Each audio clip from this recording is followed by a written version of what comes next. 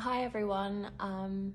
Just wanted to share something because with all the heaviness that's going on right now, especially in America, I've heard a lot of people in the UK saying, "Oh, yeah, it's really bad in America." It's not like that in the UK. But I wanted to share an experience I had because it's been stirred up so much with everything that's going on this week. A few years ago, me and my dad were on a high street in London. It was somewhere in Chelsea. And at the time, my management company I think it was in Fulham. So we were walking around the area and I just had a meeting with my management, and I just bought a new place and I wanted to get some like bits and pieces for it. And we saw this cute little shop that we went into, and we were looking around and there were other customers in there. I didn't realize at the time, but all of the customers were white. Me and my dad were the only black people in there. So we're looking around, picking up stuff as you usually do in a store.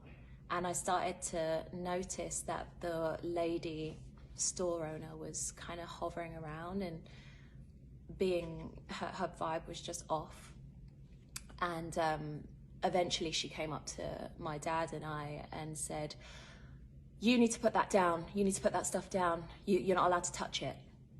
And me and my dad were just confused. We looked around because every other person was picking stuff up, looking at it, and I immediately knew what was happening. And I said to her, "Well, why? Everyone else is picking up stuff. Why do we have to put stuff down? I'm just looking at it. I'm gonna probably buy it."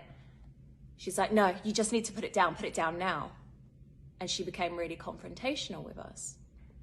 Now I could see people in the store. Like I said, it was a lot of white people, and they were looking and kind of like whispering under their breaths, and they started leaving the store. And I became confrontational because obviously it sparked like this rage in me as to why we're being singled out and targeted. And I started saying, "No, I'm not putting it down. Like, I'm gonna buy it. Why are you targeting us?" And again, it became confrontational. So everyone in the store by that time was leaving and had left, just kind of, just kind of disgusted, and they left. So it was me, this woman, and my dad in the store. And now that everyone had left, she became really defensive, got really agitated, and ran behind the counter and said, "I'm calling the police on you. You need to get out of my store now."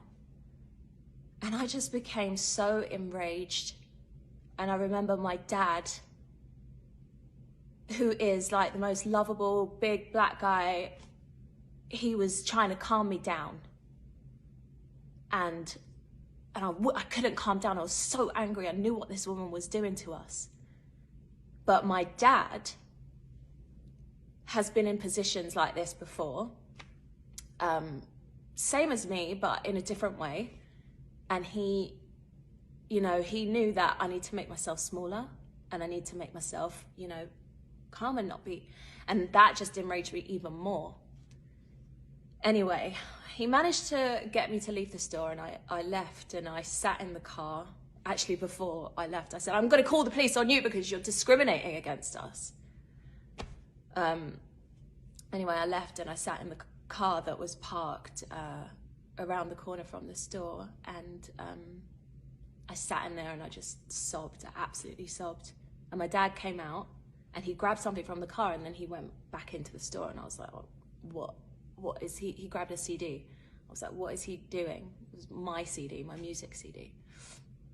He went back into the store and he came out like 5 minutes later, and there was a knock on the window, and I was like, like hyperventilating. I was so angry. And the woman was in the car, at the side of the car, and she knocked and she said, "I'm so sorry. I'm so sorry. I didn't know who you were." And that just my heart kind of sank. And obviously, I'd won the biggest show in the UK like a few years earlier. So she didn't recognize me because I'm just in my normal clothes. Like maybe I was in, you know, whatever, my normal clothes, just doing my thing, and she didn't recognize me. And I confronted her and said, "You're racist. You're a racist. You targeted me and my dad. You wanted to throw us out of the store because of our color. Like, you're racist." And she was kind of in denial. She was kind of like, I could just see her spinning. And she was very like, no, I'm not. I just got scared, you know, and I thought you were going to take something. And I'm like, that is the conditioning that we have. That is racism. Like, this conditioning that we were going to take something, black people, oh, they're going to steal something, or there's something to be scared of, or people with darker skin tones are, you know, not, they're going to do something bad. You know, it's this conditioning that we have.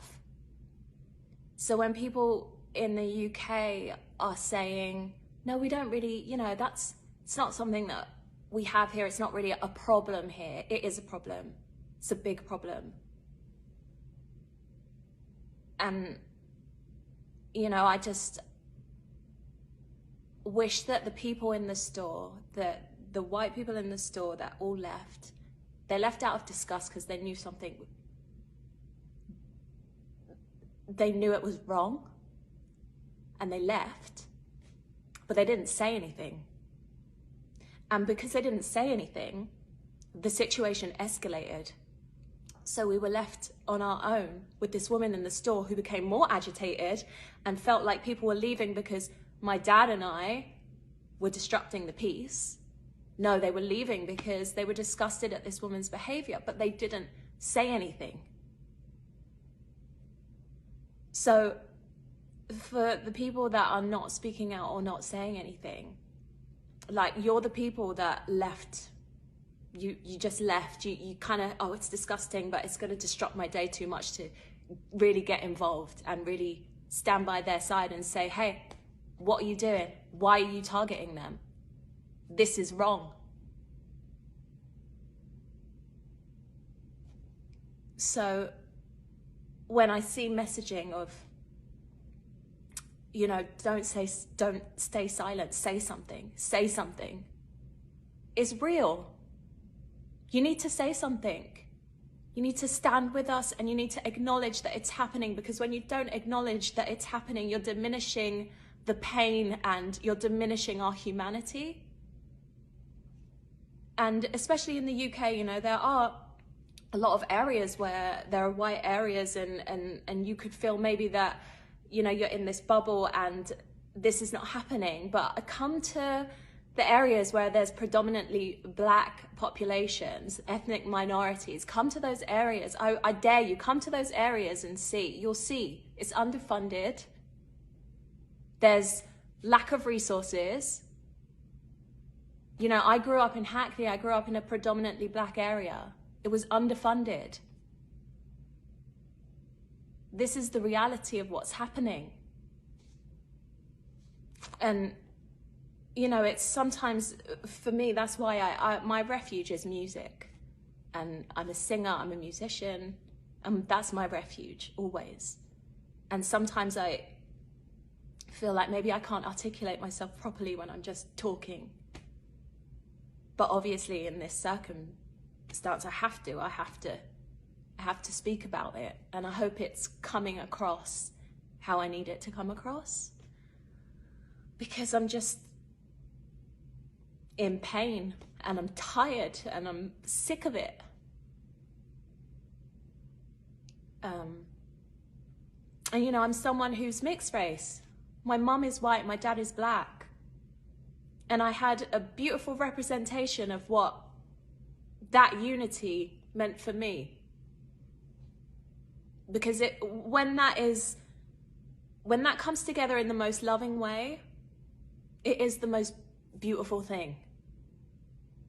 Equal and beautiful. But that's not the reality of what's going on.